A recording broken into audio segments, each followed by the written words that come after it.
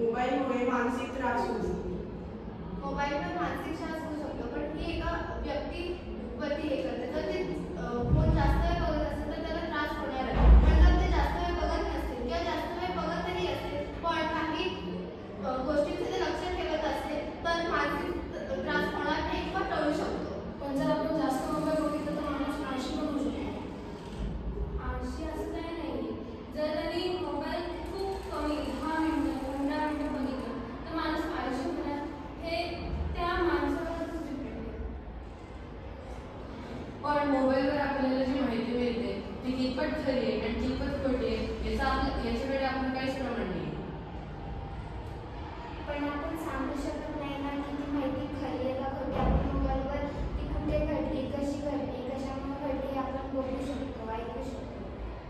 तसंच आपल्याला एक पुस्तक वाचून जर त्याचा संदर्भ नाही मिळाला तर आपण अजून जर 2-3 पुस्तकं वाचली तर आपल्याला त्या माहितीचा संदर्भ मिळू शकतो. 2-3 पुस्तकं वाचण्याऐवजी आपण फोनवरती काही क्लिक्सनी आपण त्याविषयी आपण माहिती घेऊ शकतो. आणि 2-3 पुस्तक वाचण्यामध्ये आपल्याला जेवढा वेळ जाईल, जर आपल्याला कुठली गोष्ट एकदम अशी अचानकच करायची आपल्याला 2-3 पुस्तकं वाचण्याला वेळ नसेल तर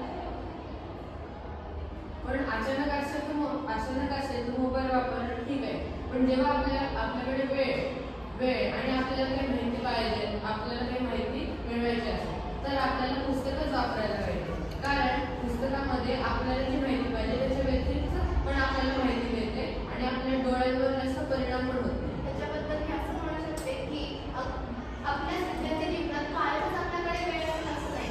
पण वेळेचं नियोजन केलं तर थोडं तर इकडे तिकडे होतंच. तर आपल्याला मोबाईलच मदत करतो. आणि जसं तू म्हणालास की आपल्याला संदर्भ एकाच जागी मिळतो किंवा मग खूप पुस्तकं वाचून मिळत असतील, पण 1-2 क्लिक्सवर जर आपल्याला त्यापेक्षाही जास्त माहिती मिळत असेल तर फोनच त्यापेक्षा चांगला आहे.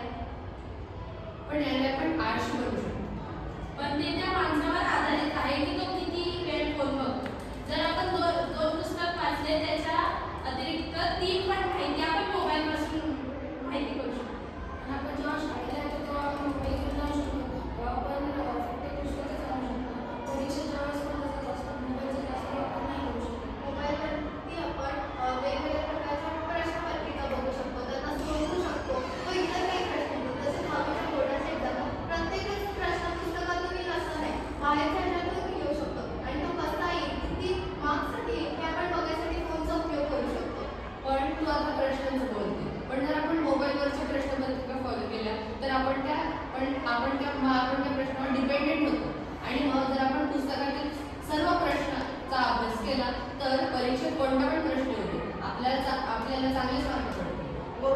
व मोबाईलवरती ज्या प्रश्नपत्रिका जे भेटतात आपल्याला त्यावर त्याचे प्रॉब्लेम्स किंवा जे प्रश्न असतात ते पण चुकीचे असू शकतात. किंवा MCQ जर पर्यायामध्ये जर उत्तर येत असतील तर त्यातले पर्याय पण चुकू शकतात.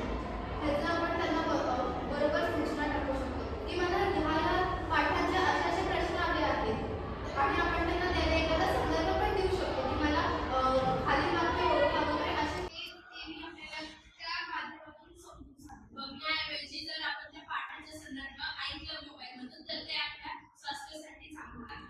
जर आपण पुस्तक वाचले मग आपण लक्ष केंद्रित त्याच्यावर ठेवू. जर आपण फोन बघितला तर आपलं लक्ष केंद्रित त्याच्यावर ठेवतो. आपण त्याच्यावरती जास्त बघितलं तर आपल्या पुस्तकावर जास्त लक्ष जात नाही.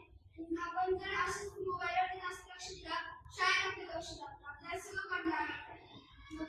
पण पुस्तक मधले अक्षर बघून आपले वेळ खराब होऊ शकतात. त्या व्यतिरिक्त आपण कुठला संदर्भ मोबाईलवर टाकला आणि ते ऐकलं तर ते अजून चांगलं असतं. पण तेव्हा होतो किंवा आळशी पण तेव्हा होतो जेव्हा जास्त त्याचा उपयोग केला जातो, पण जर कमी उपयोग असते.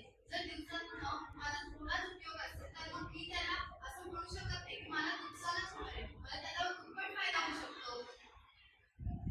जर तुम्ही जास्त मोबाईल बघितलं तर आई वडील ओरडतात आणि जर तुम्ही जर जास्त पुस्तक वाचलं तर आई वडील खुश होतात. पण जर आपण मोबाईलवरती फालतू गोष्टी बघण्याच्या ऐवजी अभ्यासाच्या गोष्टी बघितल्या तर आई-वडीलही काही म्हणणार नाही आणि इकडे टाइम नाही. शेवटी काय मोबाईल हे पुस्तक हे मोबाईलपेक्षा जास्त चांगलं आहे. पुस्तकात आपल्याला सकारात्मक माहिती मिळते. आपलं वाचन व आकलन चांगलं होतं व आपली एकाग्रता वाढते. धन्यवाद.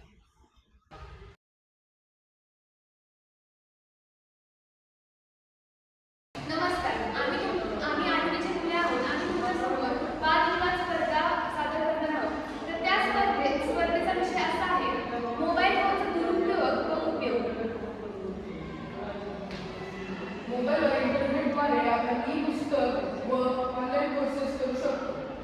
घरात असूनही प्रत्येकजण मोबाईलमध्ये गुंग असतो. संवाद कमी होतो आणि नात्यांमध्ये दुरावा वाढतो. पण आपण जर मोबाईल नियमित वापरला तर असं होत नाही. दीर्घकाळ स्क्रीनकडे बघितल्यामुळे डोळे दुखी, डोकेदुखी व शारीरिक आणि मानसिक तणाव वाढतो. जर आपण या टाइम स्लॉटमध्ये जर मोबाईल बघितला तर आपल्याला डोळ्याला ताण किंवा डोक्याला ताण खूप वाढतो. ऑनलाईन क्लासेसचे लाभ म्हणजे गेम खेळणे, व्हिडिओ पाहणे, चॅटिंग करणे या गोष्टी करतात. हे सगळं मुलांमध्ये आहे. मुलांनी फक्त क्लासेसच केले पाहिजे. ऑनलाईन गेम्स किंवा चॅटिंग हे काही वेळापुरतं ठीक आहे. क्लासेसच्या वेळी क्लासेसच केले पाहिजे. सोशल मीडिया गेम्स आणि रीलमुळे तरुण पिढी वाईट बनत चालली.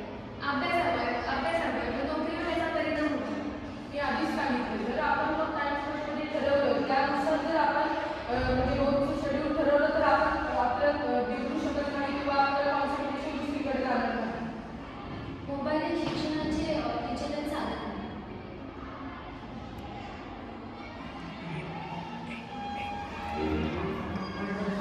मोबाईल फोनचे तोटे पण आहेत किंवा फायदे पण आहेत.